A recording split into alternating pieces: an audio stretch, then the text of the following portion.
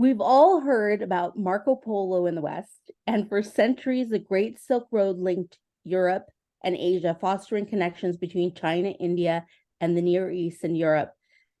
There's been millions of traders, trade caravans, diplomats, merchants, and warriors that have traversed the path.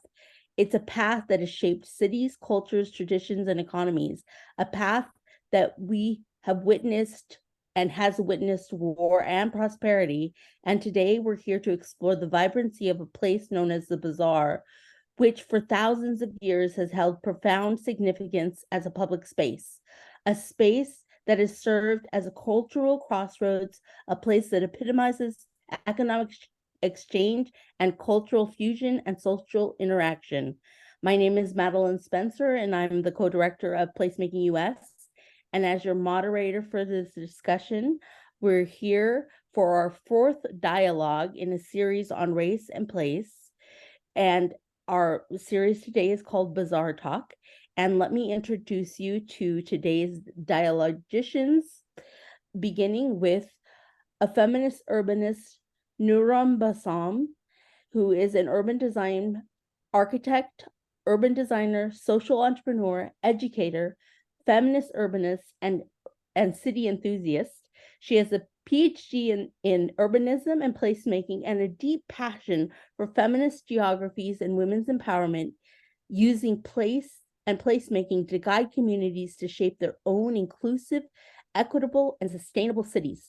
Nourhan has an upcoming book called The Gendered City: How Cities Keep Failing Women. And in this talk, she will explore this theme. Next up, we have Nadia Mian, who is a senior program director and lecturer, and she works at the Ralph W. Voorhees Center for Civic Engagement and is a lecturer at Bluestein School of Planning and Public Policy. She holds a PhD from the New School and a master's in environmental studies, where she specializes in urban planning from New York in Toronto, Canada. She previously taught at the New York University and New School and Columbia University, where she was managing editor for the Journal of City and Community. Next up, we have Lili Razi, who is a Master of Public Affairs and Community. Lili has a background in architecture, urban design, community development practices. She enjoys community development work involving public art and contributing to capacity building approaches such as graphic recording and community facilitation. Lili is already contributing to the community and economic development of the city of Norristown, Pennsylvania, which is adjacent to the city of Philadelphia. Next up, we have Dina. Just to say, I'm working at OT, Philadelphia, and also I work at Mural Arts Philadelphia. Thank you. Not Norristown. Awesome. Thank you. And next we have Dina. And Dina, can you share how you say your last name right so I don't mess it up? It's Dina Abdelsalam. Abdelsalam. Yes. And she is a participatory design, critical heritage scholar, an architect and urban designer, and a cultural heritage enthusiast. She is a current PhD researcher at the School of Architecture, Planning, and Landscape in Newcastle University, where she studies public participation and community engagement in the built heritage in challenging contexts. Dina's current teaching is in Newcastle University in the UK and has previously taught in the Ain Shams University in Cairo and the American University in Cairo. She also worked as an architect in France and Egypt and developed small and large-scale architectural projects in different contexts like South Africa, Egypt, Saudi Arabia, Iraq, Morocco, France, and Togo. Next up, we have Farnaz Faraji, and Farnaz is a Marie Curie Fellow in her Herald project based in the Center for Landscape, Newcastle University, UK, and is a PhD candidate at the Faculty of Humanities.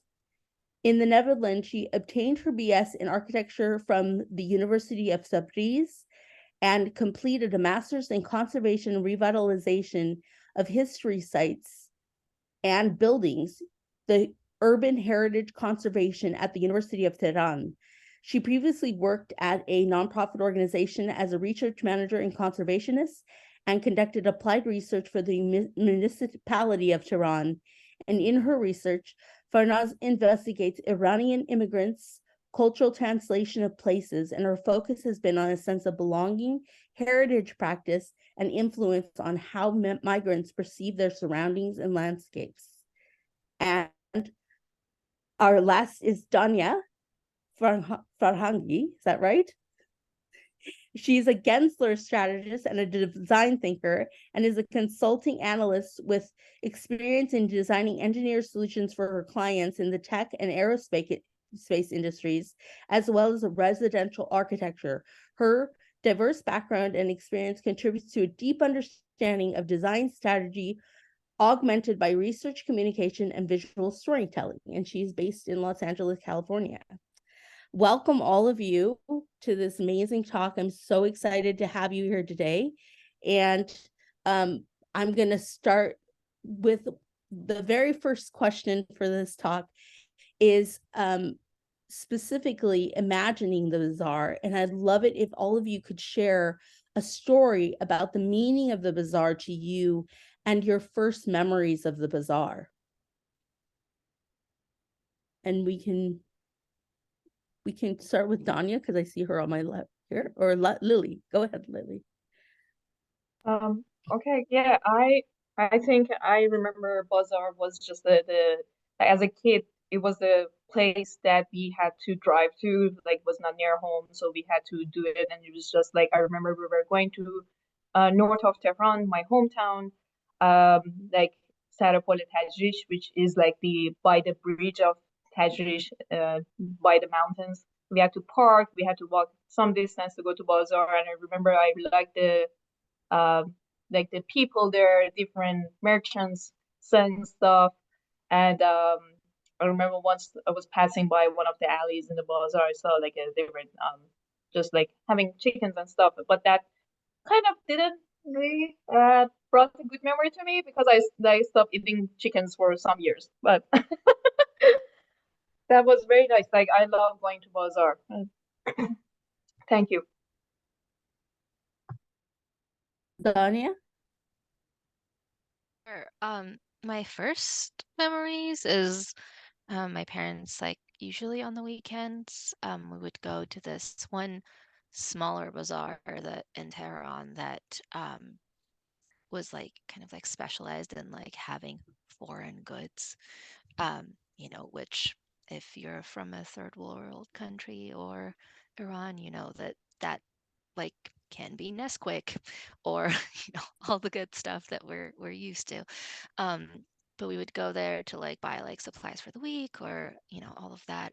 But my specific viewpoint was that my dad would put me on his shoulders always, and I would just see everything from above, which was really cool because you get to like experience things in a completely different world. And um, that the thing I think to note about going to the bazaar, at least in Iranian culture, I think, is that it's a whole day affair.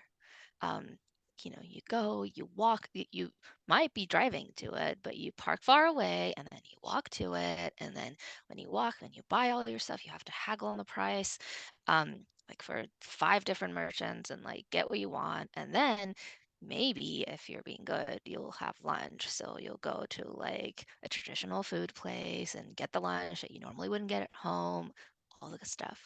So it's just like fun stuff, like fun memories from childhood when I think about it.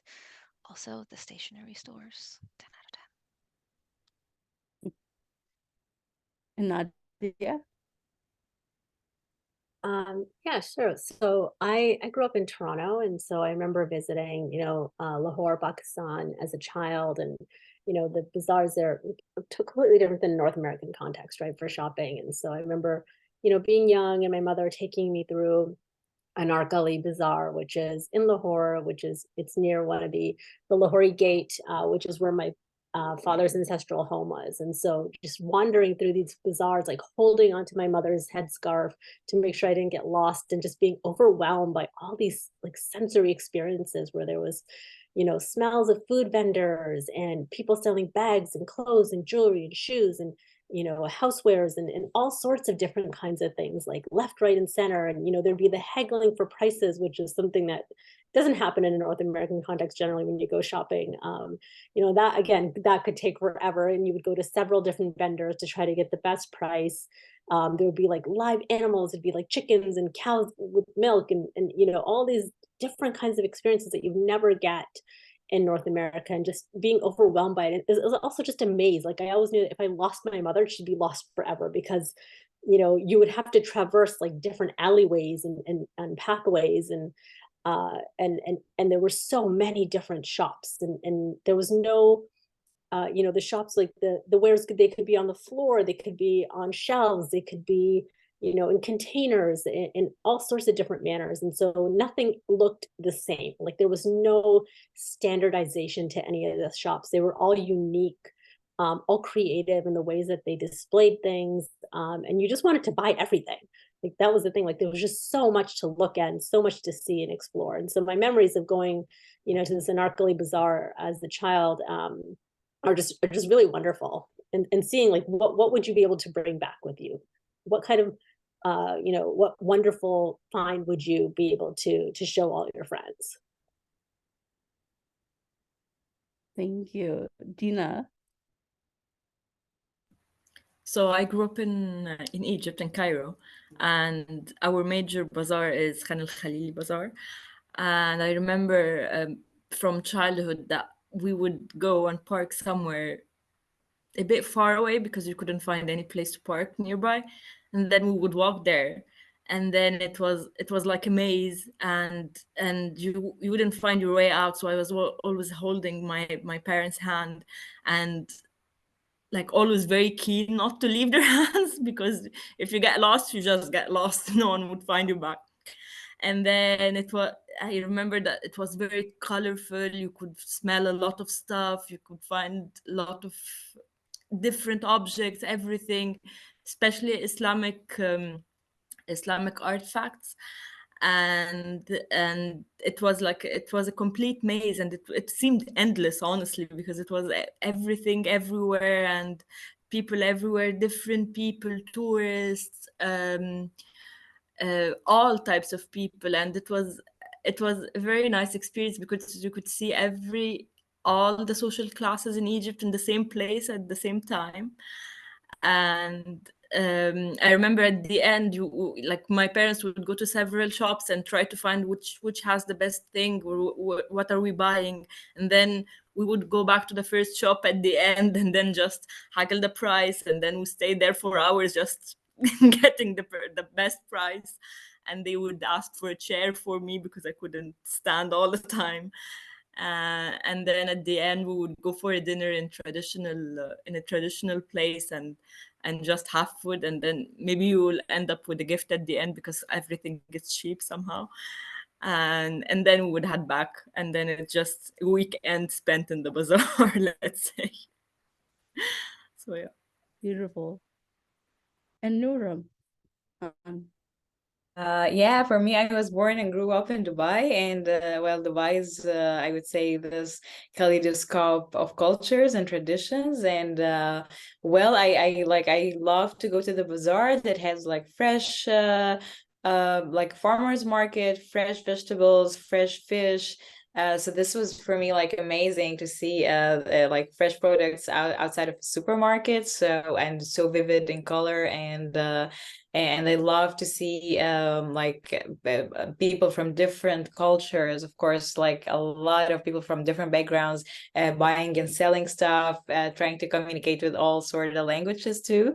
But my actually favorite moment of a bazaar, and it's called souk in Dubai, and it's their heritage area in a way that is the oldest part in Dubai that has some of the traditional Emirati stuff and artifacts and related to the sea as well. So there would be like a traditional fish restaurant, and whenever in the weekends when we go there, for me it was like a highlight to be as well immersed in this past traditional life, because you get so much interest in knowing how the local people food and artifacts and how they merchandise their stuff. And I remember as well the global village, that it's a very Dubai tradition that is still happening till now. And the global village for me was my microscope to the world, because it has literally every country in the world, and each country they would have a section that is very much decorated with their stuff. So you would eat actually Iranian, you would drink like a Moroccan tea. It's like from everywhere, and it's not a bazaar, it's like a village bazaar, but it was only like 1 month a year in the Dubai Shopping Festival. And for me, the best memories, and whenever I remember this moments in the global village and how I've seen like people from all, like literally every country in the world, and their some kind of traditions, artifacts, food represented, for me it's like it's a genius idea that to go, and you cannot like even finish it in one day, so you would need in the month you go like many times, and every time you, of course, you want to buy everything and eat everything, but yeah, it's still happening though. And I've been to it recently, and it brought, of course, now it's very much lost its smaller scale, like it's now mega village, but when I was a kid, younger, it was very much as well like this cozy market vibes in it, and very international, of course. So for me, this like memories, it was like really my mirror, and like my view to the world through this souk like or bazaar like alleys through the world. So yeah, it was genius, one of my favorite highlight childhood memories. Yeah, Thank you. And Farnaz, you Okay. So I have grown up I have spent most of my years in a city in the northwest of Iran called Tabriz, which its bazaar, the historic complex of bazaar, has been inscribed in the UNESCO World Heritage List. I have so many memories. I don't know which one of them would come at first, but mostly bazaar is in my mind like a place like we used to go for the beginning. So for example, if it was near to Nowruz, like in the last months of the winter, during March and February, I would hold my mom's hand, my father's hand. We would go to the bazaar to buy stuff, new clothes, new stuff for the home, and some like nuts and everything. And also we would go at the like around September, like before 15th of September, when with the schools open, to buy our like stationaries and like stuff for school, like a new bag, a uniform of school, and so on and so forth. But beside that, I have a memory like bazaar is also engraved in my mind as a place, it is like part of a heritage family, because my parents pre to their marriage, which like it kind of considers as a dating like phase, they used to go to bazaar to do some shopping, and then they would go to one of the restaurants there to have a meal. And since that day, we are repeating this kind of ceremony or like kind of tradition every year. Once or twice we go to the same restaurant, we order the same foods, and as a family we kind of appreciate this this kind of like the bazaar that has brought all of us together. And that's something very common in Iran. I know many people, when they are like in the marriage phase, they go to Bazaar, they try to they buy things, we call it jahaz, and then to prepare their home and to prepare themselves. So it's usually in my mind in that way. And many of you were telling me that it's not something that you go to. I asked, do people go every single day? And many of you had told me in an earlier conversation that this isn't a place you go every day, because I was confused about that. Anyone can tell me a little bit more about what is the regular, because you're talking about what periods of life, weddings, times for school, but what are some, how does it work? So Bazaar is not let's say in the contemporary cities, the place that is very easily accessible, that you can just jump and go to buy something. So it's kind of a it's kind of takes a day or a full day or a full even afternoon to go and spend some time and buy some sort of the things you need. So I think it's kind of like something we would just repeat it like once in a weekend or once or twice in a month, because the access to it wasn't really easy. It was easy, but not for everyone. And after that, it could take so long time that we would do the shopping, have the eating, have the conversation, and so on and so forth. So many things were going on in that place. I think it's also important to understand the bazaar is not just a retail space. This is like a community space, right? This is where people they go to engage with one another and to for us that people go when they're looking to get married or dating somebody. This is where families go to meet and hang out and interact and engage. So it's not just going to purchase something and then leaving. This is very much a community space and very much an area where people hang out and spend time, not just for the purposes of buying things. Empty. Okay. You want me to bang? You want me to empty it in there so you don't have to? Actually, I'll add to Nadia's point.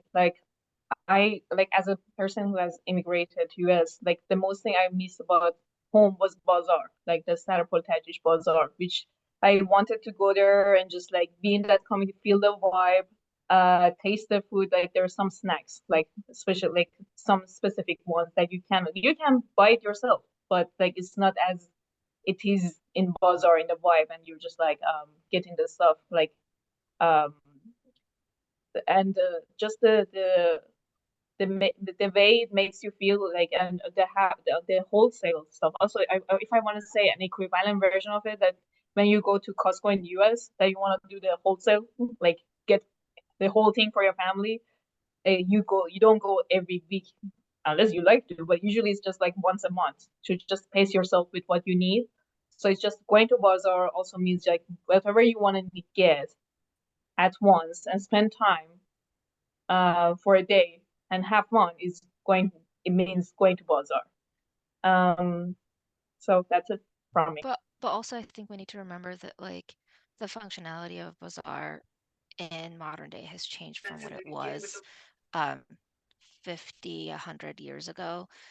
Before, like Farnaz said, you could walk there, you could easily get there. It was easily accessible for everyone to go do their daily shopping, daily socialization, connect with the community, get everything that they needed to get. But as everything has become more accessible in modern day, you have your grocery store, you have your other socialization spaces that you can go. So although the role of Bazaar has a little bit changed during modern times, but it's still that center of attraction for the city. So that's a great segue, Donya, because this is where I feel like let's go in now a little bit deeper and just get an understanding. I have all you amazing experts in cities, so let's see if we could share a little bit about the history of the bazaar, so that everybody who is come in can actually really understand how this came about. And one of the things that I know is that I was very shocked that the bazaar actually was a center of a city, and it would go through the whole city itself. And it's something that I really wanted to understand more about, because I don't think our public markets are built in this way today. So I know that, Farnaz, did you want to begin with history, and then we'll go through, each of you can share. Of course. So I will share my screen now.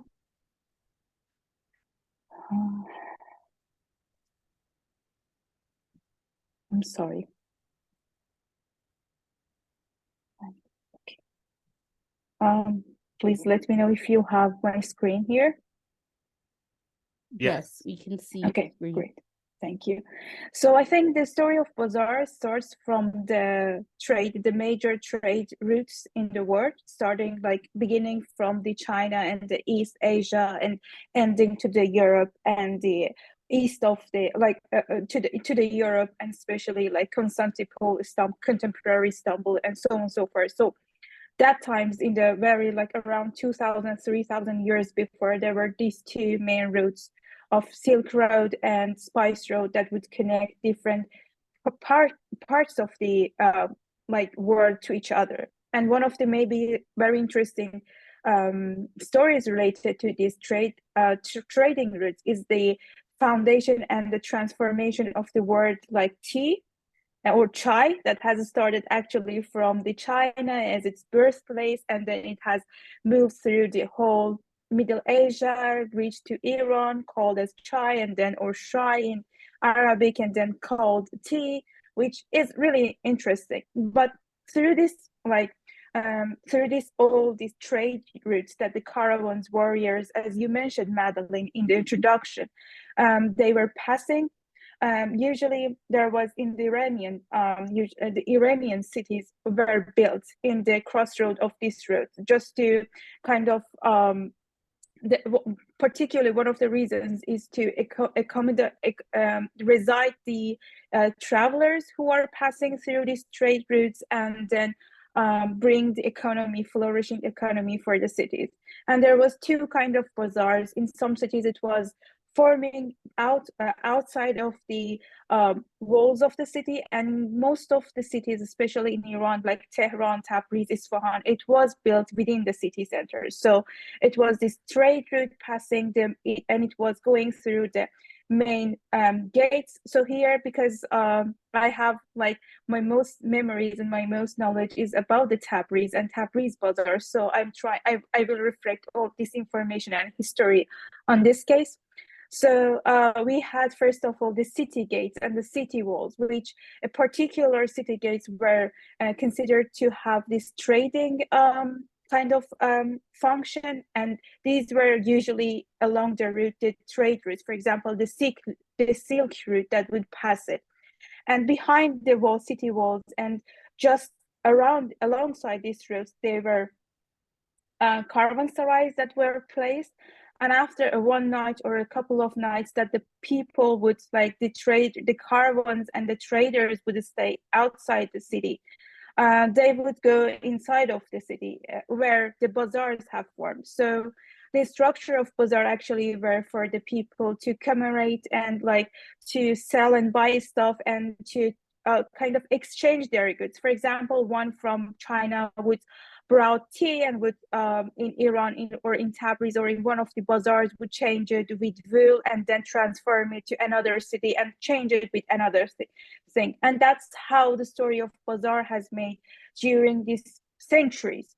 So, but it's not the only thing, because so we had also in the structure. So I forgot to say that when the bazaar, so it ended up with the formation of the bazaar in the city center, and going through all these ways, all these trade ways, and connecting one part of the city to the other part, and actually functioning as a heart and center of the city, where all the functions of the city were actually focused and concentrated on this structure.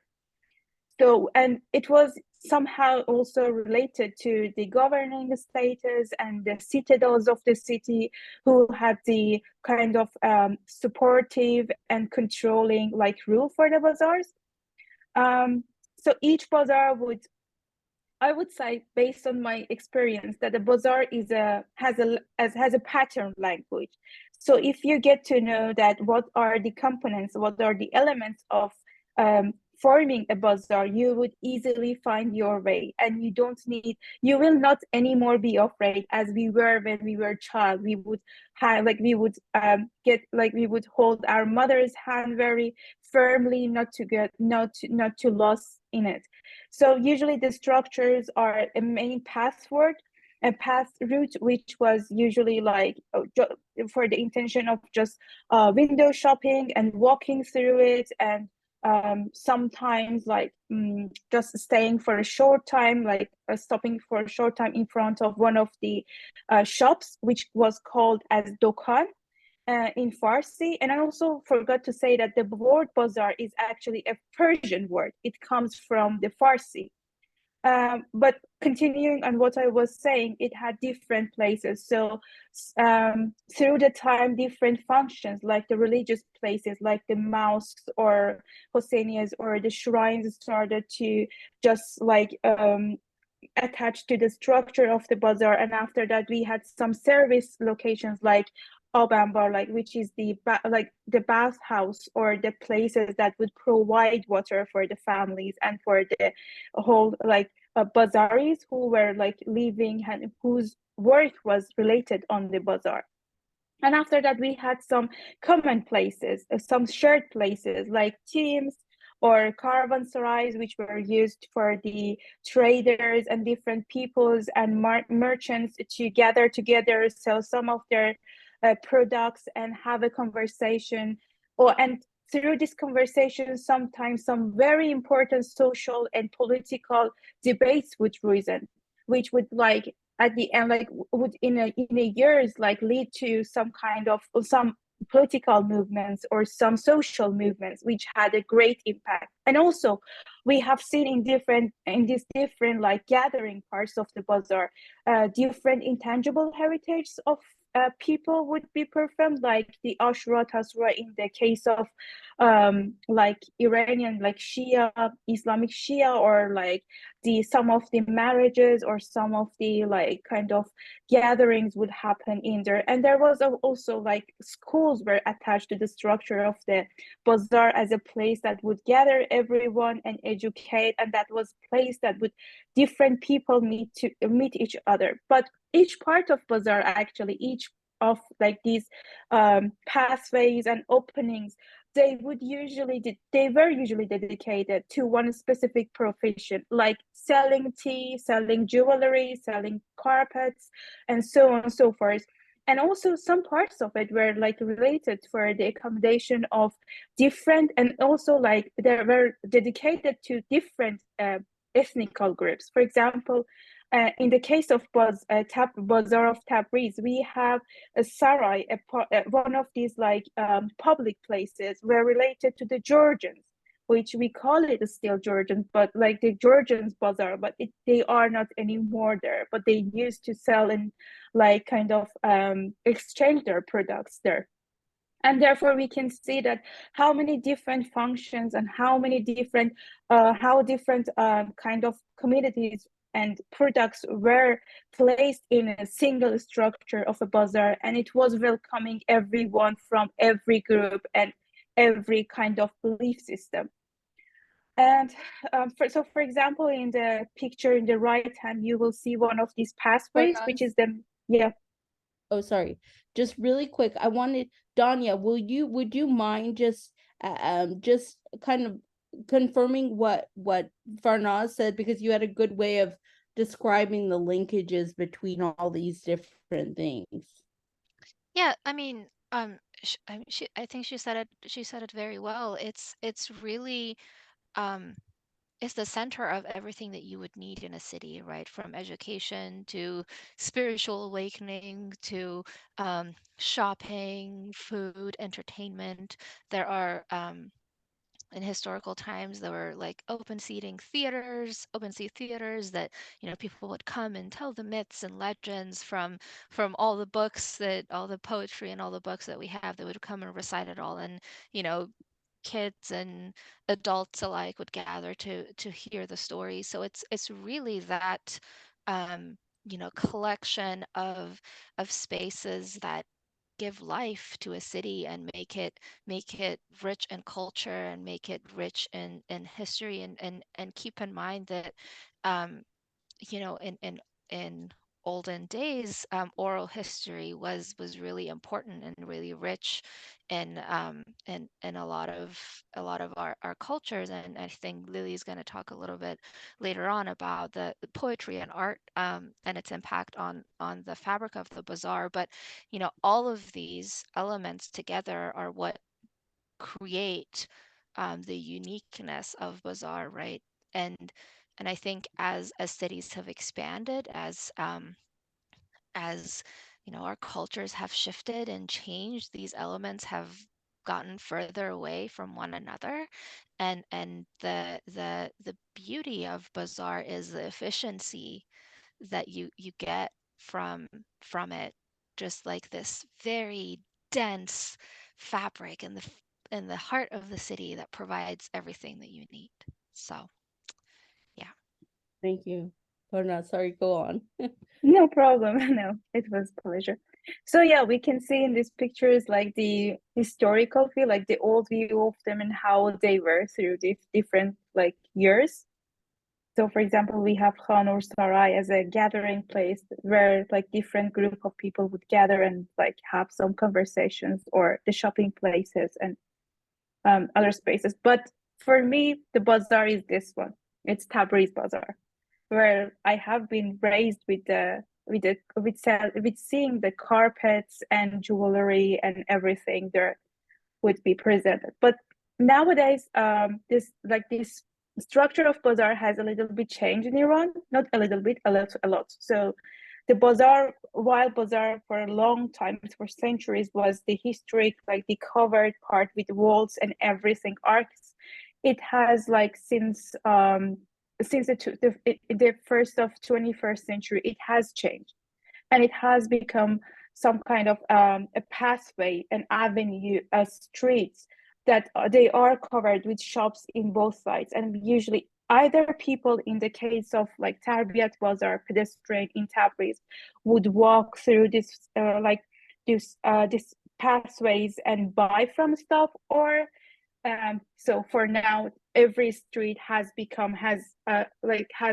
fulfilled with the shops around it, and either by driving through the streets or just parking in a very in a most accessible place, you can just reach to the shops you want and then buy your stuff and go on. But it's still the historic structure of bazaar and its kind of function somehow still stays there. It has become a little bit like less active as it was before, but still is there. And another problem that we had is like this, I think Dina will refer to it, can talk better than me about it, is this like the touristic and the gentrification problems that has like kind of appeared in the bazaar after the modernization and whole globalization like trends that have happened like during the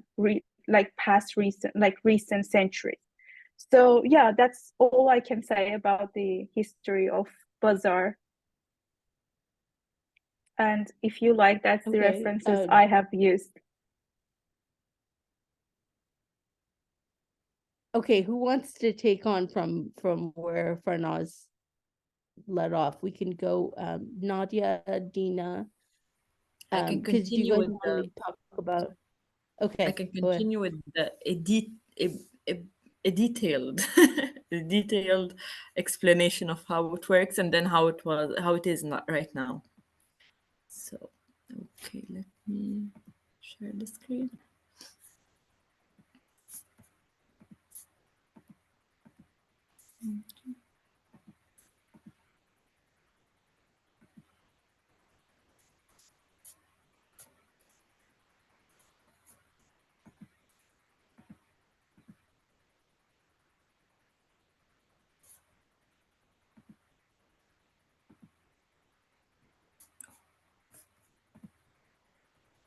Are you able to?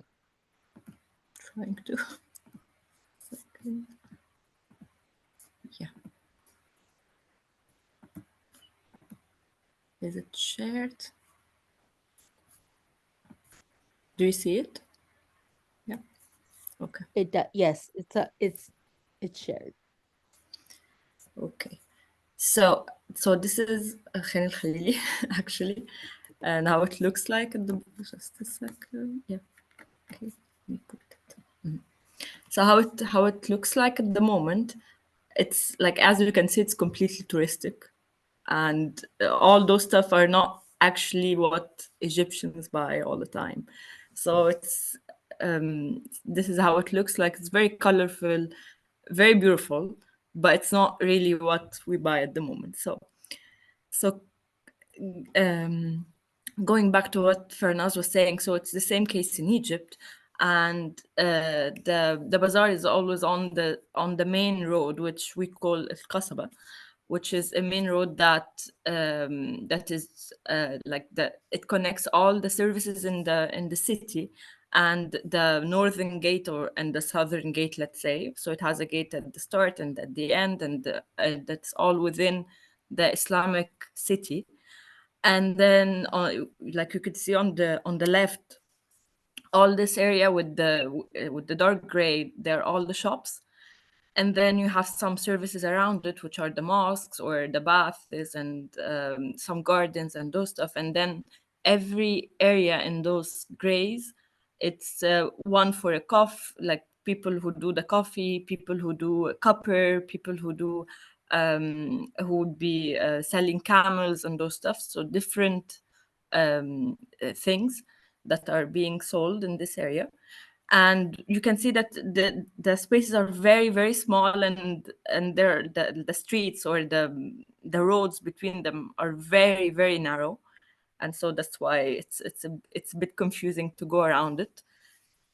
And then this is how it looks like. So in those areas, we so the bazaar itself, it has inside something called wikela, which is it's like a hostel for merchants. And on the ground floor you would have a storage area where you would store so you would have a merchant coming from, let's say, Iran. He would come and rent a room and pay to the, back then, the government, which was the Waqf at this point, and they would run this place and use the money to renovate the place and work on all the surfaces around it. And on the ground floor he would store his stuff, he would sell his stuff. On the upper floor he would be living and renting a room there. And then on the ground floor we would have a lot of social areas, and people would be talking. And we once were talking about smoking, so everyone would be talking and smoking and exchanging. And those are other photos of other areas in Khan al-Khalili. So on the right, for example, we have the place where they would sell fabrics, and it was also in the same state. So you'd have on the ground floor all the selling, and then on the upper floors people living. And then this is how it looks now. So those are the wakalas. But at the moment, for example, so Khan al-Khalili now, it's in the World Heritage Site because it's part of the historic Cairo. And since it became in this state, like the World Heritage State, it became a touristic area. And so, responding to your question about how often do we visit it, it's not that often anymore, because everything, all the things that are being sold there are much more to, like, they are designed to satisfy the European vision of Egypt or of the Orient, or their expectation of what they would see. And all the wikalas in this area. So you're saying it's no longer a living system that functions for community. It now has become something that is a tourist destination. It Exactly. doesn't serve community. Exactly. And even if you look, if you go to any touristic agency, or if you just ask a guide, he would say, yeah, go to Khan al-Khalili and buy a souvenir. And I personally go there if I want to buy a souvenir because everything being sold there at the moment is much more like they're all towards how to satisfy a tourist, but not how to satisfy the locals. So it completely changed after this World Heritage status, and all those wikalas are no longer used for this purpose. So, for example, on the left, the Wikalat Al Ghuri, for example, at the moment they host some traditional dances like folk dance. And on the right, the Qaid Bay Wikala is now being restored for something else, and they changed the part of the building for other purposes. And so everything at the moment is becoming very commercial. And so all this happened because there was a moment also in Egypt that there was some sort of modernization of the city. So we had the Khedive Ismail. He at a certain point wanted to modernize Egypt, so somehow he created another city within Egypt, and he did what we call now downtown Cairo. And this downtown is completely modernized, built on a European style architecture with main boulevard and classic buildings. And he tried to modernize Egypt and introduce the European shopping experience, which is shops and maybe malls and commercial centers. And when this happened, somehow this center lost its value as the center of commerce for Cairo. So with this happening, this place became more of a touristic destination, the thing that represent the Orientalism and this idea of Islamic exotic stuff. So it became like that with time. And yeah, so at the moment it is like that, more or less.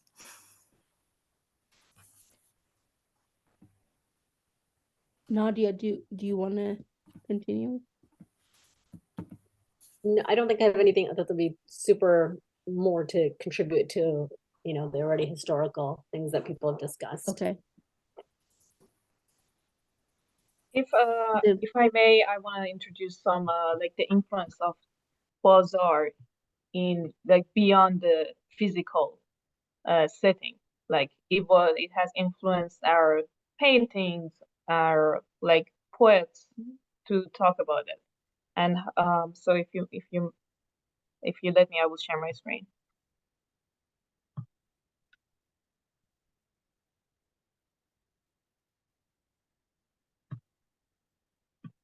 Can you see? Okay. So unfortunately, I wanted to find more Persian painters. Maybe I can if I go to Iran and dig the library, but I couldn't at the moment, so I just borrowed some pictures from Western painters. This is Bazaar, two women just buying rugs from like two merchants. And exactly that happened to me last time I went to Iran. I want to bring a Persian rug, small one, but I went to many ones and just like pick one because they were just like rolling it out for me. Just so I look at the patterns and just like haggle over the price and chose one for myself. And so this is how typically it goes. But beyond that, I wanted to introduce you to Ferdowsi, a famous Iranian poet who lived around 940 AD or 10th century. And he was known for his Shahnameh, which has 100 like poems in there. And I picked this part. I just put some parts of it in Persian on the right, so you can see like how we do like the writing in our own like a very poetic, like the way it is settled and just the calligraphy version of it. And just tell you the story what he's referring in this poem. He's just like depicting a scene of a bazaar and how beautiful it is, how lively it is in the marketplace in a town. Then there is a man coming, and just like some stories about that man and what happened. That the king was just mentioning this man. Like apparently Bazaar is a place that people come and go, and just like if somebody comes as and somebody new is like notable, it's just the king is there, and so and then they describe the trading activities. So I picked this piece because it was showing that Bazaar is an important place, is vibrant, and it's about like highlighting the commercial and social activities among people.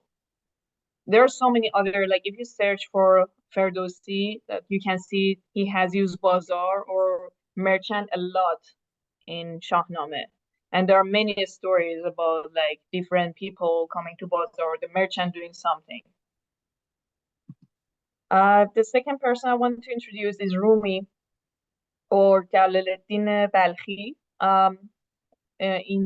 He was living during 1207 AD or 13th century. He was a poet, jurist, a scholar, and Sufi. So I picked this part that is about the story. Is like this is like giving you a lesson, like what you can take away from this piece. What is happening? The setting is a bazaar.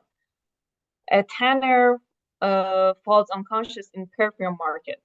So as Farnaz, Donya, and other people were saying, like Dina, that there are different alleys, like specific for different products. So this part is happening in perfume bazaar, like in perfume alleys. And so this tanner falls unconscious. Then people go around, and there is someone that knows what's going on. They say because like he's like overwhelmed by the sense of the product, like the sense of a dog's hair actually. So they need something to counteract this sense, so to make him conscious. And so they try to bring some sense to make him awake. So the whole piece, this is kind of unrelated, but the reason I picked this is because this is importance of like understanding the cause of problem, addressing it with a solution tailored to the problem. So it's just Bazaar is also setting for community, what's going on, the problems, how we like can learn lessons, how what we can pass from this to other people that are listening to this. And then I want to lastly show some other paintings. This is some like this one is Timche Aminuddoleh in Kashan University in Iran. Is and then the two, like it's the left one, so you can see the beauty of the architecture. It's two levels, and just how the light is coming from the dome above. And usually just these settings are like usually there's like a ceiling roof over it, but just you can pass by and see these lights coming in, so kind of like refresh the air, you just get the lights. Or the other two pictures on the right are the first one is somebody passing by camel, and just like other people like in a cafeteria, like drinking chai or coffees. And I think maybe Noor can more like elaborate on this because it's very male dominated. And the one Nourhan, sorry if I said your name short. And the one it works too. Thank you. So the one at the bottom shows two women buying silk from a merchant. Again, like the first painting I was showing, that the merchant was just like showing different like products. They are just choosing which one works best for them. So that was my part. Thank you for listening. And one last thing before you go, I know that we were talking a little bit about the market as a reciprocal space rather than just some place that you go in, and as you were talking about the response in the market in the Rumi discussion, I just wanted to bring that back forward because the space in itself is something where the life gives and receives at the same time. I don't remember who it was that was telling me about that, but maybe you can share a little bit more about that. Right? Okay, Farnaz. So I think it was me, as far as I can remember. But yeah, I think the bazaar, like the bazaar, is so intertwined in the life, like in the social life of every city of people, that we cannot easily separate them, easily tell like what is it and what's not in there. So like that's a great example that Lili showed, that how it has even like imported itself. It has influenced the literature and the poems, the poetry of Iranian, or it is also right for other cultures. I think I have seen the same in Turkey and in Iraq and in other parts. So I think that's something like, it's not because the place in Bazaar is not only like, it's not the architecture itself, and it's not the built space, the built environment, but it's also the space that people are like building it between themselves, among themselves. They are doing it based on the conversations they have, the meetings, even like they have kind of institutions, like for example these different sectors, these different like kind of products that were sold in different parts of the bazaar. Usually they had their own community that they were in a close connection together, and it's called like, and we call it in Farsi as senf. And this word and this like kind of structure still exists, even not only in the historical bazaars, but in other, like in the more let's say national terms. So it's kind of that sense that it brings Wait, so people what to is the term again? the senf is like kind of the institution, the specific institution. Like for example, the institution of tea makers, the institution of carpet sellers, the institution of jewelers, like the gold makers or like shoemakers, like etc. So it's kind of, yeah.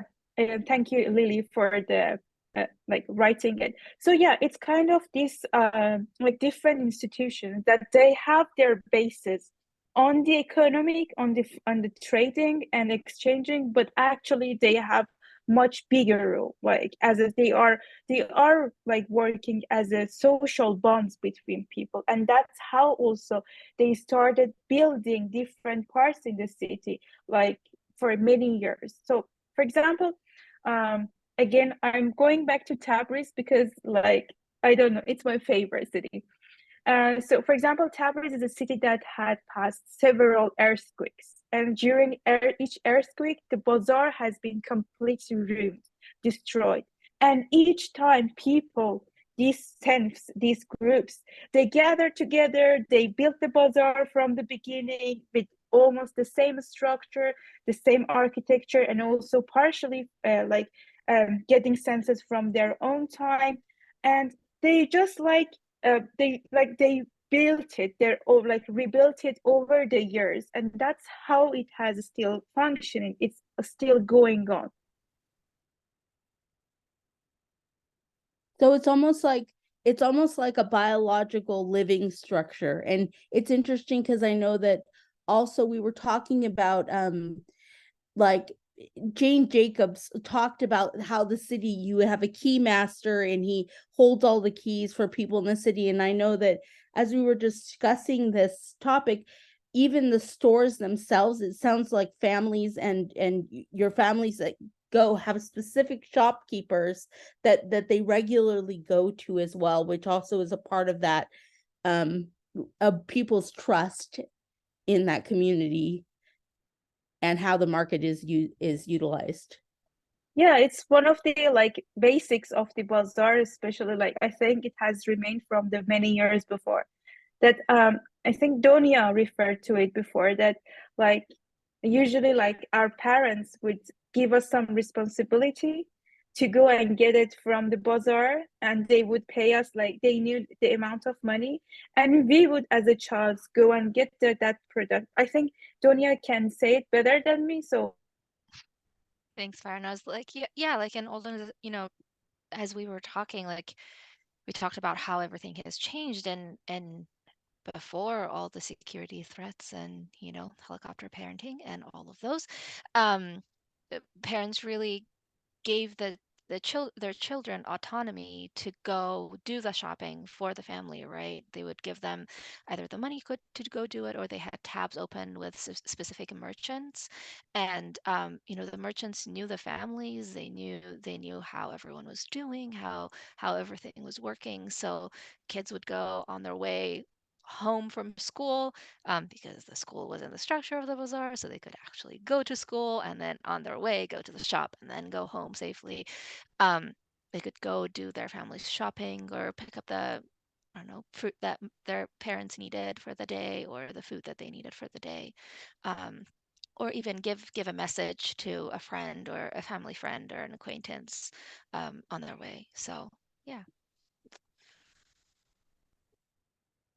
So you guys are all saying that things have changed quite a bit, and I wanted to go into sort of the more modern situation and what has happened to the bazaar, and just be able to go through and just describe from.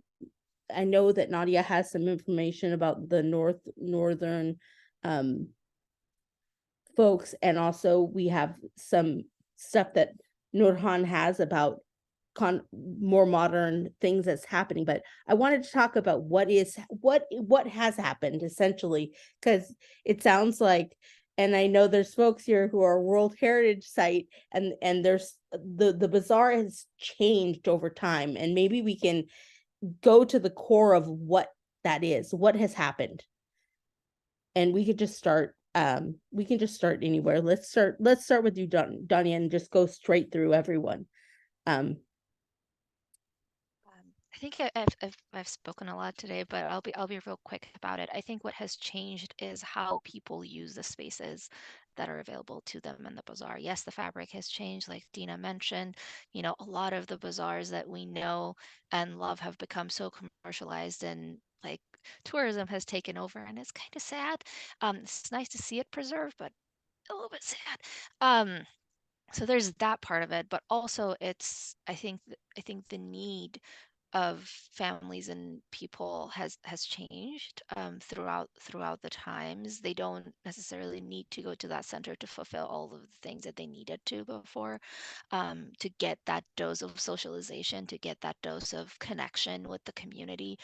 Those can happen in different places. So as we talk about the revitalization of bazaars or repurposing existing spaces, I saw in the comments a couple of people were talking about, you know, revitalization of malls and how can it be repurposed to something that is like the center of, social connection and contribution to really our society and community. Like, I think those are the things that we need to think about of how are we going to turn it around to bring that vibrancy back, to allow for people to build those connections again, um, in a more equitable, accessible way for everyone. So, yeah. Nadia?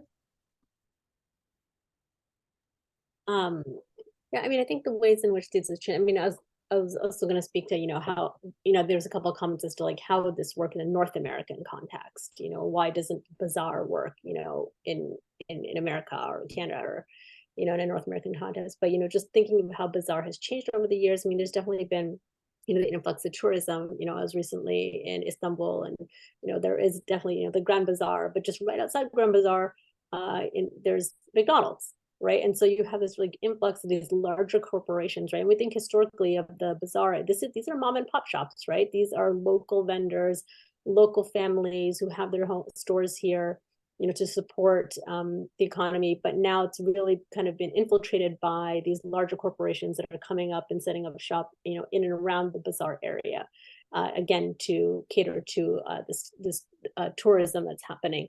So that has definitely changed, you know, how the feel of the bazaar is, you know, as well as, you know, technology with social media and with Amazon and these larger businesses where you can just order things online now. You don't need to go to the bazaar and hunt down, you know, a certain vendor for a certain thing. You can just click, and it's going to come to your door later on. So why would you go through the hassle bartering with people, or going through this maze of tunnels to find what you need. And so some of those things have really affected the environment of the bazaar, which is why I also think people want to seek that out again as well, that socialization that the bazaar life can bring.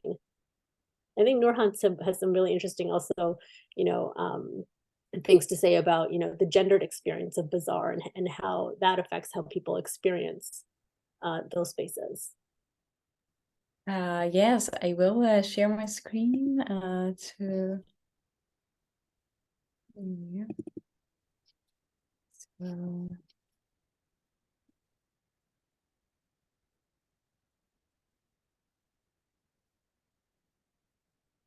Yeah, it's good now.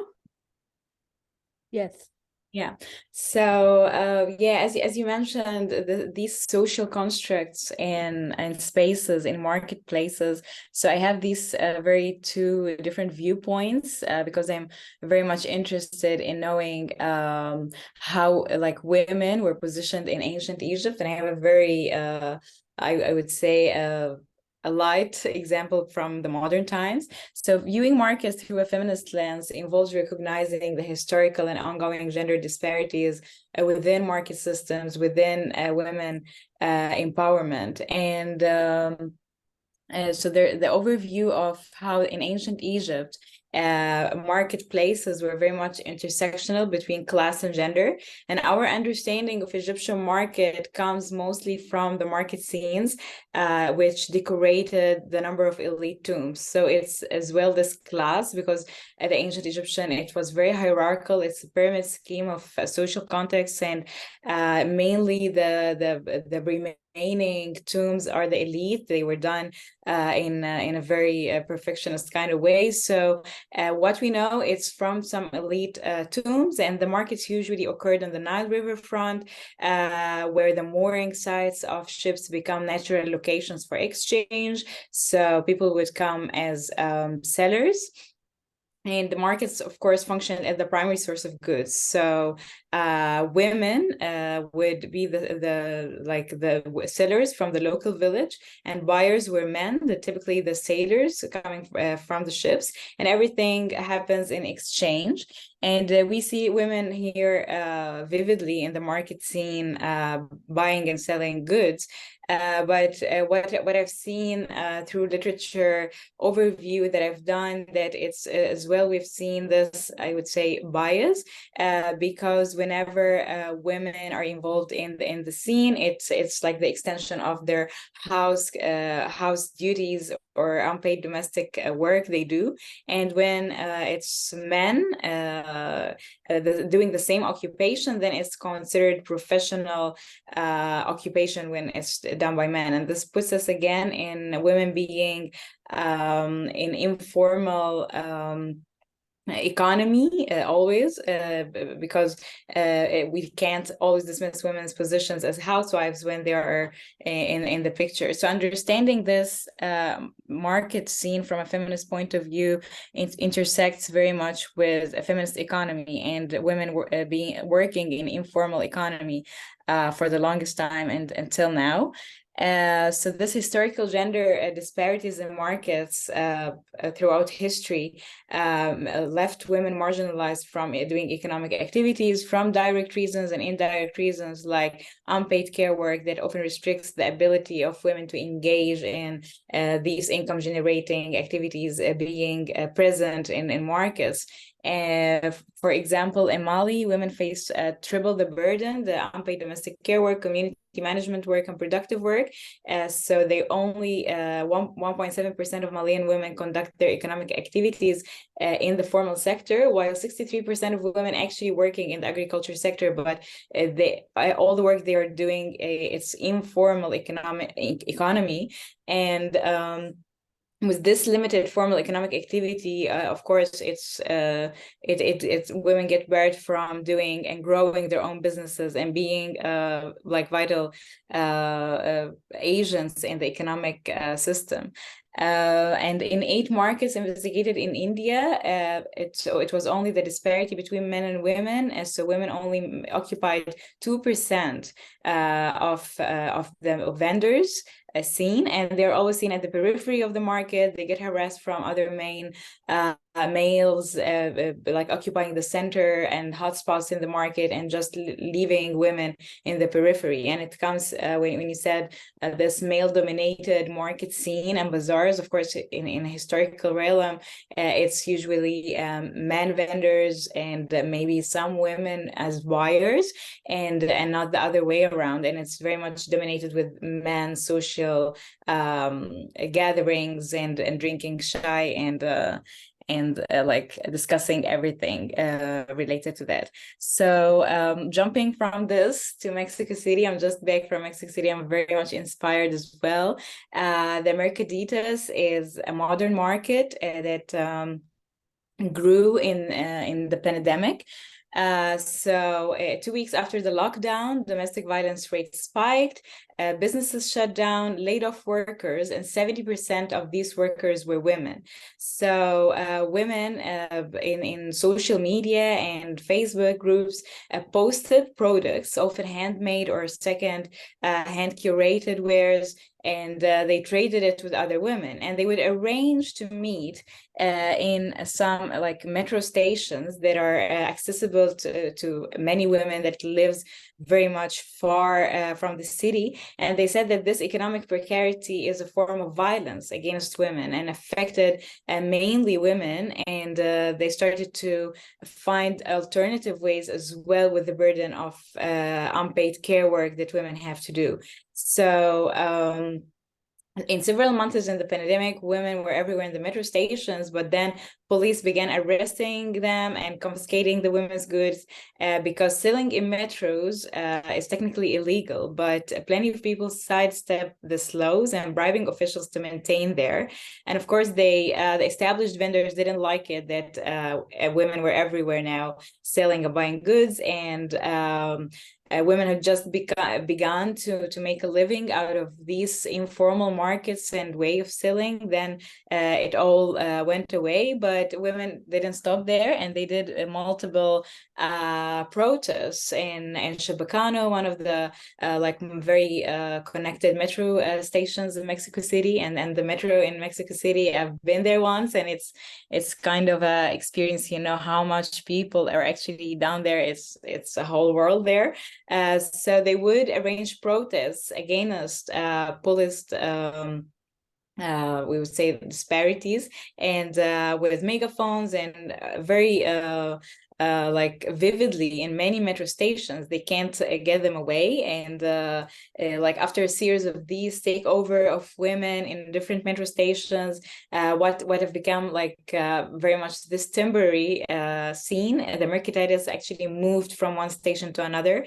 It became visible to most of people. Now that everyone, like not even on social media, but everyone knows where women would be in what metro stations, and then they purchase their goods from, and yeah, it just multiplied, and they would women would come from very much long commutes, the periphery areas in Mexico City, and join the Mercaditas. And what's really interesting, and for me illuminating this experience, that it has become a touch point for women seeking help. So passerbys from women actually approaching these vendors to ask for advice about maybe aborting pregnancies, abusive relationships, and sexual harassment happening in the metro. So women would be groped and then go back to the vendors, and they would help them report the harassment case. So it has become this solidarity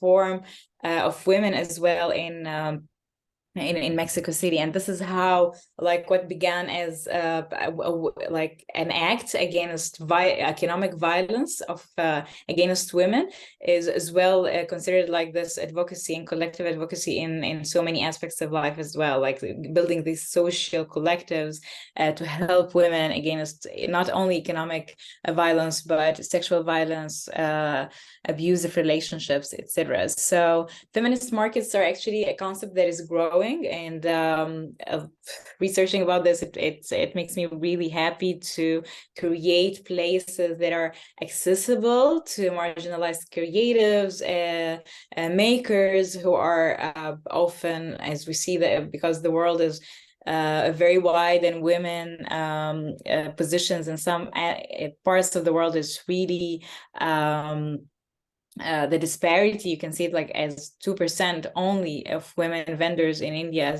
as an example. It says a lot about women presentation in the economic sectors. So this hub of like intersectional feminism and community activism can be a way to dismantle this economic violence against women, I would say.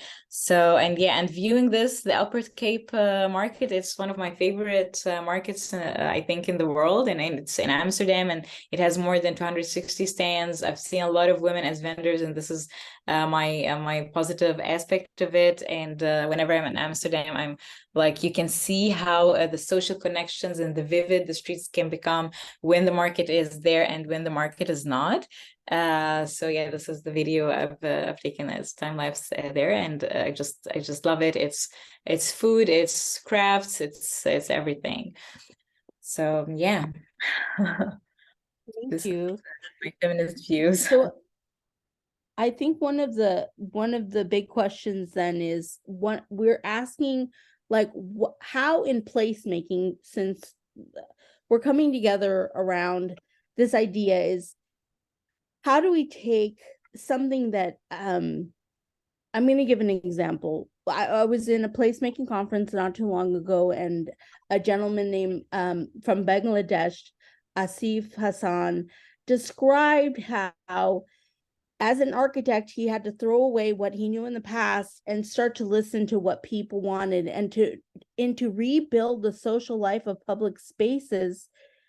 The necessity of actually going and finding where these social spaces emerged and came from in the first place became some of the work that he was doing.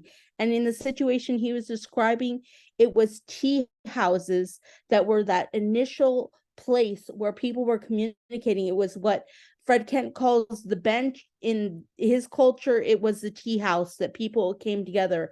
And it looks to me that the Bazaar is one of those spaces that is a beautiful space of integration, of sharing. All different cultures have been able to come into this space and share in the space and worship in the space and be with their families in the space. And this is all across different parts of, as you've shown, Iran, Egypt, China, all over the world. And one of the questions is, now these spaces are kind of like shells of their former selves, and they are basically, the communities have dispersed and have gone to other shopping areas, to different shopping models, to the internet, to virtual models. And but do we still need these nourishing physical spaces where human beings are there and interacting, and that these social relationships are built? And how can placemakers learn from this? Because even today, public market spaces are a very important space for not only socialization, but also to know now where your food is coming from, to know who your vendors are, and being connected. And I think that's one of the main things that I really wanted to get out of this richness, as it kind of disappears. Like, it seems like with language and other things that are disappearing, we're also seeing our ability to connect in public space the way that we used to disappearing as well. And I feel like this culture has so much to bring in terms of this space. So if we could just go around and each of you can share. I don't know, we can start with Farnaz. Okay. Yeah. Okay. So it's really important, as you have mentioned. And I think, yes, we can still do it. And the importance of bazaars and having these like common places, especially got very clear for us since we have the experience of COVID, and we we had to be so distant from each other. And by that time, we learned that how much we are dependent to each other, how much we need to each other. So I think that's the maybe like the ground point, the baseline for having these places, common places between each other. But for Bazaar and its creation, I think the most important thing that we can learn, the lesson that Bazaar and its creation can give us, is that it was built to answer a need. And this need wasn't only for one part of the public or for one part of the society or for one part of the world. It was something that was encompassed, like it was hugging everyone. And it is hugging everyone. It is including everyone. So I think we should maybe in the new, like in the modern version of these bazaars, in the modern versions of the public places that we are addressing them, maybe it's better to see what's the need behind this. What's the need for the communities that they are living in a region? Maybe it can be so many things. It can start from very small stuff to very big ones. So, for example, like what Nourhan was presenting about these women in the Mexico, that they were selling their products after the COVID, and then how it got like everything got frustrated, and then they stood up for their own rights, and it kind of brought empathy for them. And that's how the like places are made for us. They are made through the like the passion, the effort that we are putting on them. So I think that's what, like, at least this is the lesson I can learn from Bazaar to how make a place. Lily?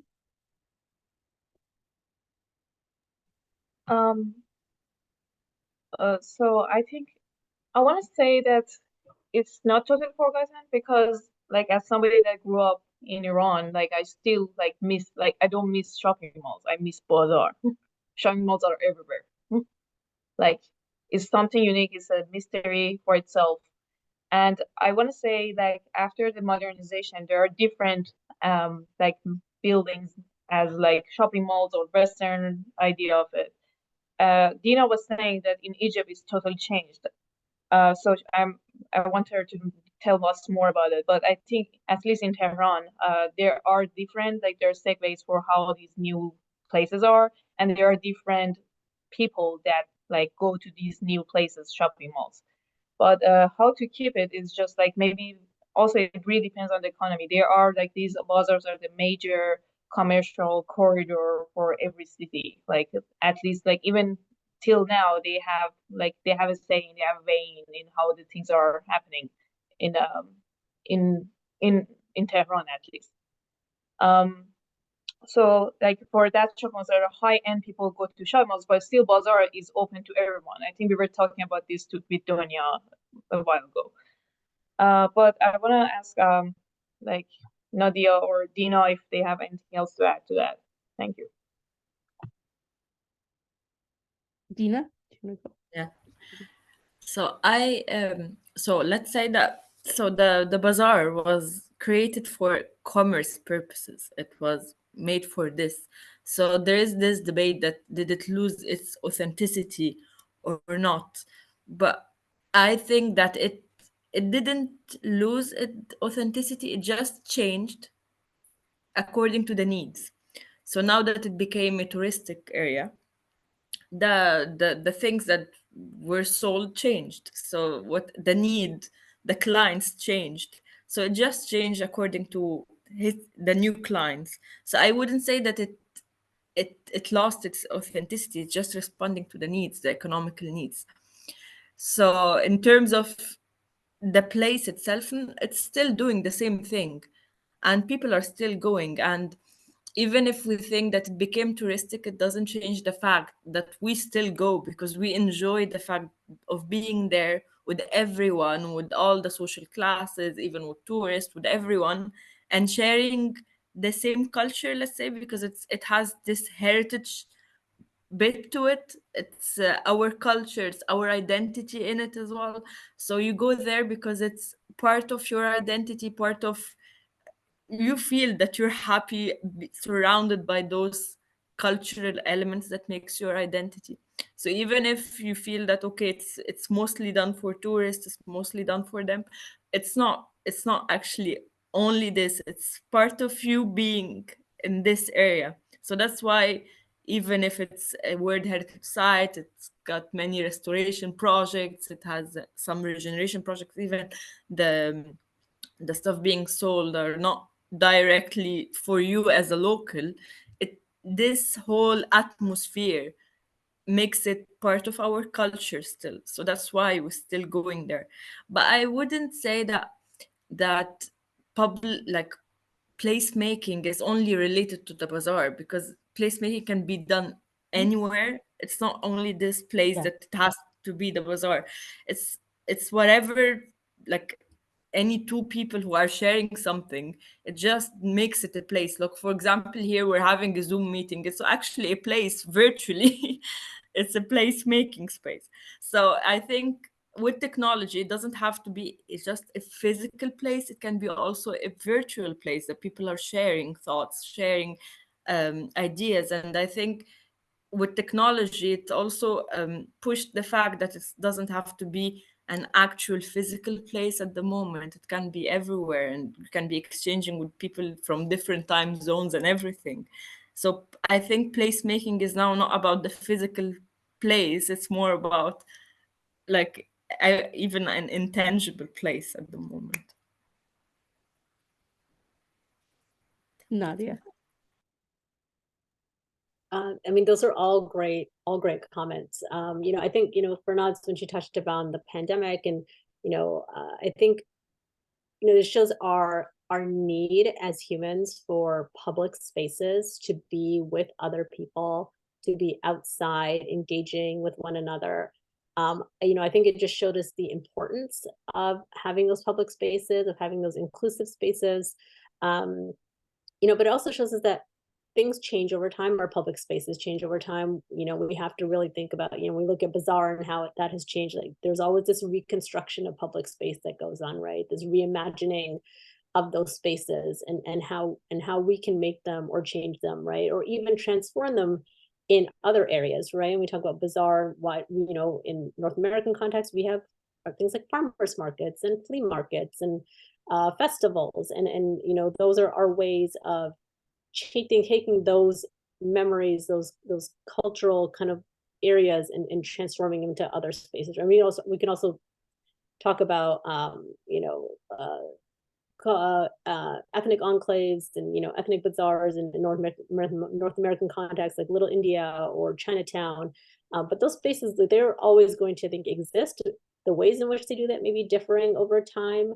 But I don't think that outside physical place, as much as we've digitized, is ever going to really go away, just based on our own human need for human interaction. You know, and at that local, very intimate level, where your shopkeepers know you and they know your family, and they, you know your needs and your likes and your wants, and can order what you want, and will surprise you with things that you enjoy. I don't think that kind of element of mystery and surprise and intimacy will ever go away.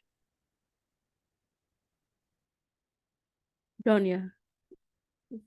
Yeah, I mean, I couldn't agree more with everyone else, but and I said it in a comment, I think it's like in modern days we need to look at, like, what is our purpose? What do we want to get out of a space, right? That purpose, like Nadia said, is maybe intimacy, socialization, connection to people. Like Farna said, after the pandemic, we feel it a little bit more. But I think the key to revitalizing any space is learning from what was before, but adapting it to what is now, right? And what can be like a sustainable way for us to preserve our culture, our heritage, our learnings, from all across the world, to make our communities that we get to live in today a little bit better and more richer in connection and socialization. So I really think it's just about understanding why we want to do things, and we want to gather, and we want to connect. And Nourhan. Yeah, for me, I see a lot of potential in markets to create spaces and places for social interaction, and actually like small businesses incubators. And it works really well if you are someone from minorities, immigrants, women, to be like an entrepreneur in this new context. And I love as well this economic empowerment that now like markets, flea markets, even the day-to-day market can enhance. And I love as well that it can really be radical, that it's maybe a car street and it closes on Sundays, that it's only pedestrianized and vendors coming to sell stuff.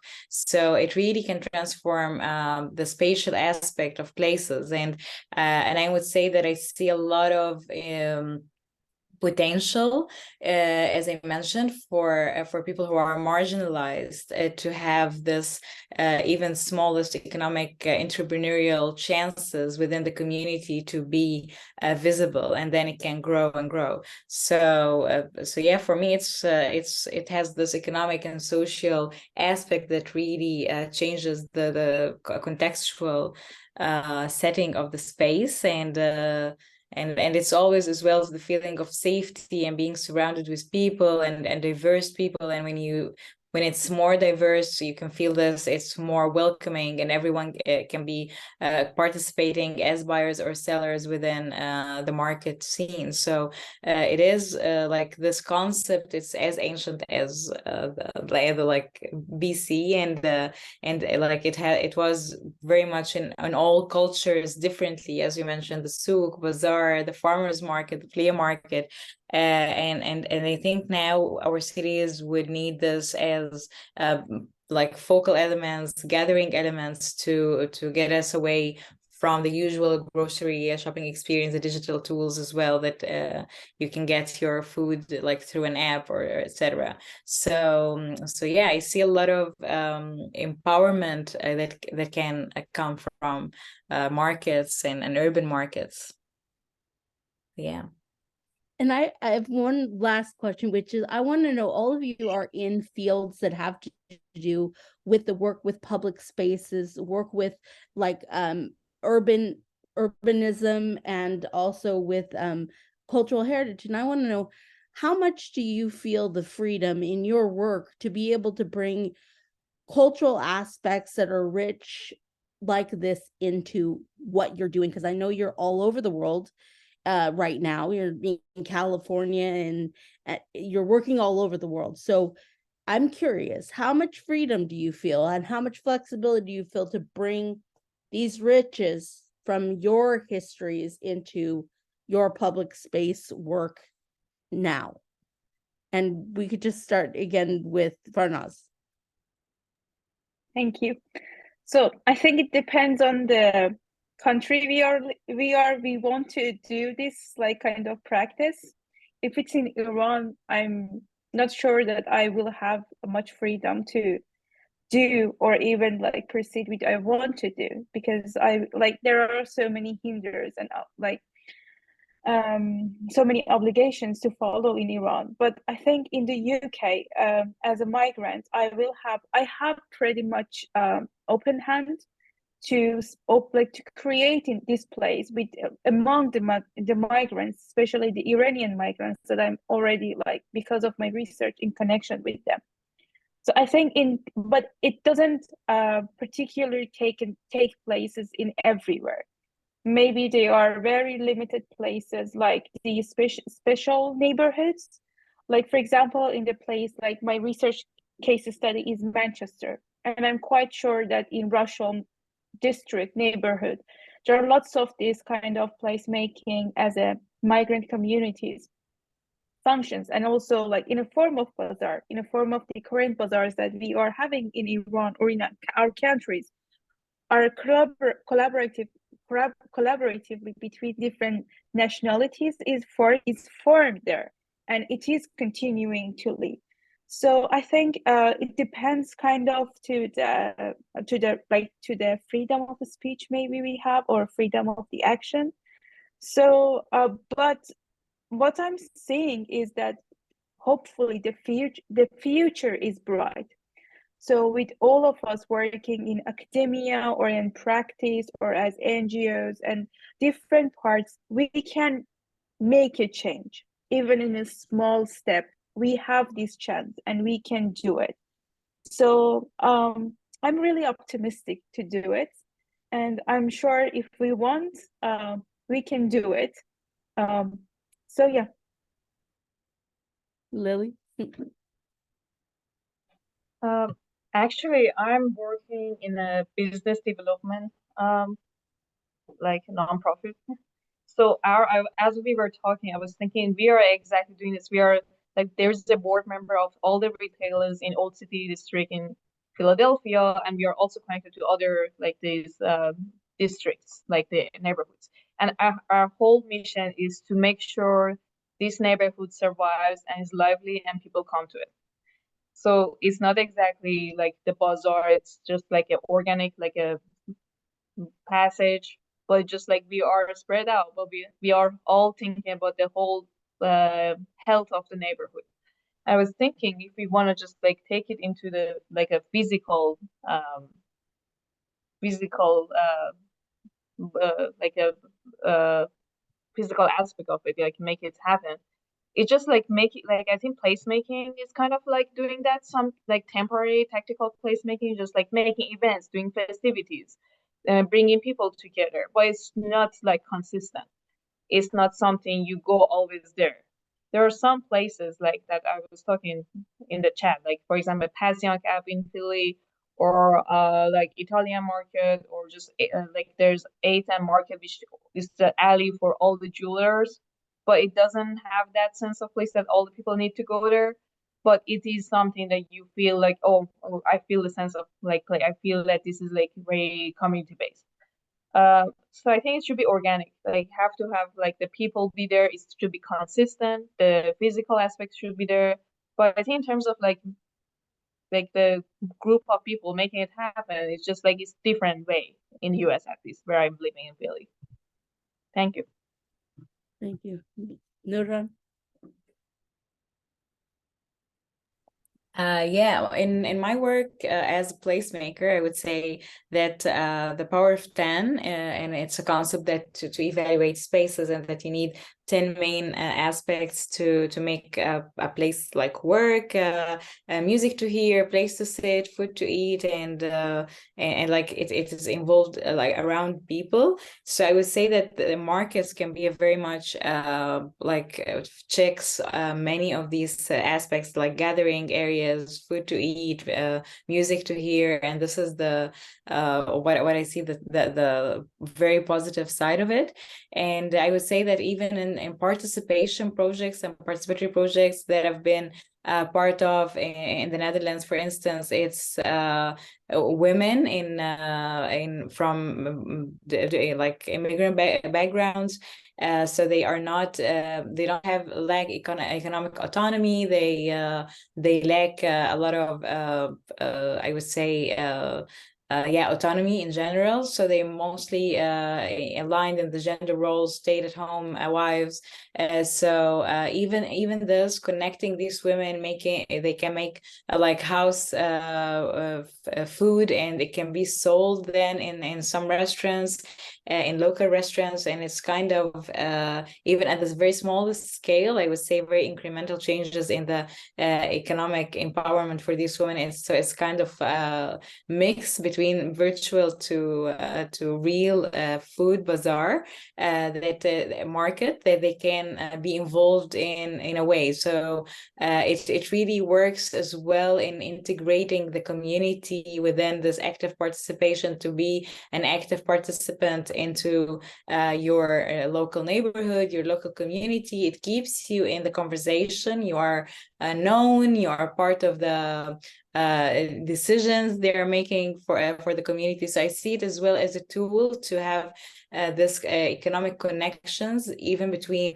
the marginalized groups or people that comes from different context and diverse context in a certain a place. So it is for me, it can be embodied in like this tool as participation and economic autonomy for marginalized folks, can be very much helpful into as well involving these women or marginalized group into the community participation and the community talks, and now they're basically business women, and they are planning these meals and basically managing a restaurant in a way or another. So yeah, it starts as very small scales, but it has I would say very rewarding consequences. Yeah. Dina. I think, in my opinion, the most important thing is for the public to understand that those places are for them. So we have this in architecture, or as architects, that we are the designer.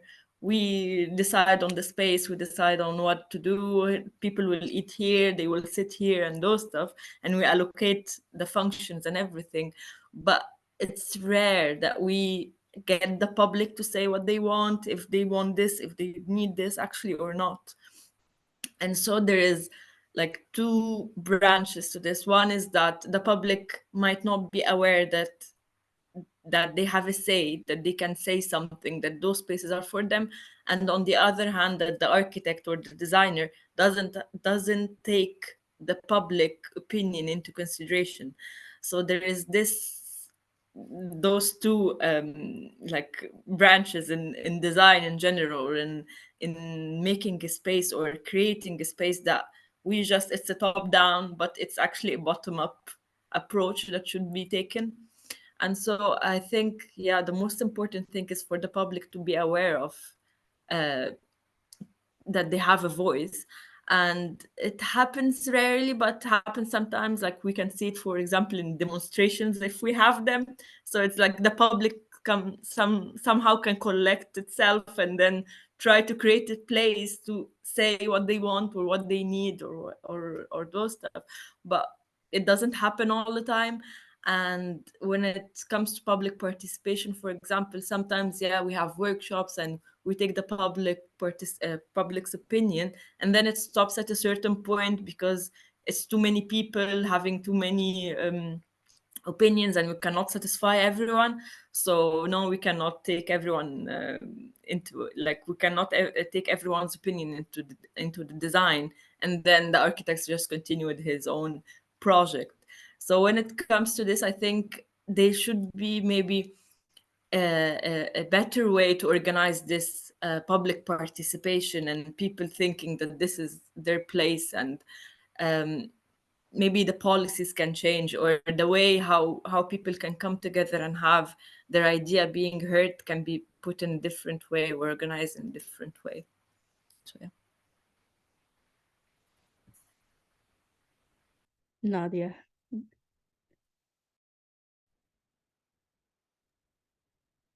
Yeah, I definitely agree on, things that Dina said, and Nourhan have mentioned, that our public places, we need to, from a top-down approach, this is how they're planned, right? We have, coming from a planning perspective, there are master plans, there are policies, there are documents that govern how public spaces are used, but placemaking really needs to take more of a center approach in those planning documents, and how we are creating those public spaces.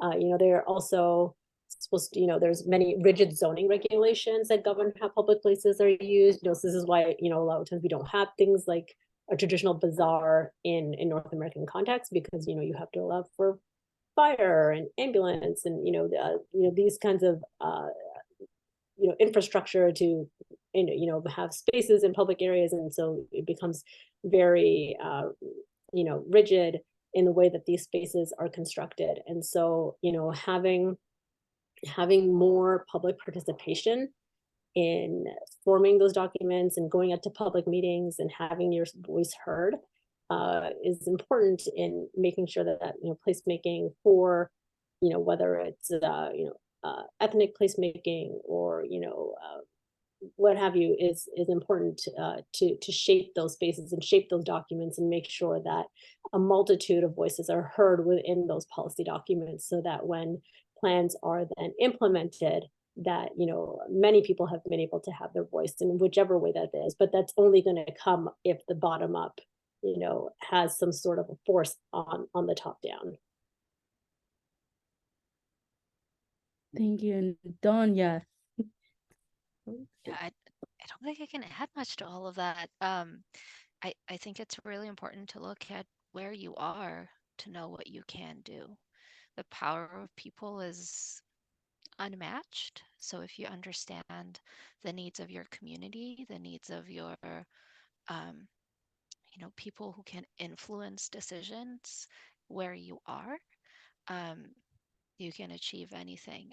I think that we're all privileged enough to be in spaces that we can make change and we can do things. And if we don't take advantage of the opportunities that we have, then we probably have let others down who don't have the same opportunities that we do. So yeah, I just think that we need to listen to the people that we want to help, to the communities that we want to make change in, and be the change makers we know we can be. Well, thank you so much. I hope that in the future we see a lot more spaces made after the pattern languages of all of you guys' hearts. And I hope that we'll be able to see in our public spaces and for me in North America, these cultures like gifts shared and flourish within our spaces, because there's something that they understood and they do right. I appreciate all of you for coming and speaking about this topic with me. I am very, very interested in how our cultures are all going to come together and be able to learn from the riches of each other, to be able to impact public spaces in a way that informs and actually challenges things that have been done in the past. And I also want to thank Ryan for being our tech assistants and pulling this panel together. And I hope to continue the conversation with all of you. Thank you so much for being here. I think we went a little bit over the time, but I appreciate all of you, and I'm going to continue to follow all of your work because it's really amazing. And thank you so much. Thank you. Thank you so much. It was nice to meet everyone. Thank you, Madeleine, for the reach out, and thank you all for this inspiring talks. Yeah. And you probably should be going to bed now, Nourhan. It's so late. It is too late. It's 1:18 a.m. So yeah, I think this Nothing is like stimulating conversation at midnight, right? Yeah, exactly, after midnight. It's like my own When party. best conversations happen. Yeah, exactly. Definitely.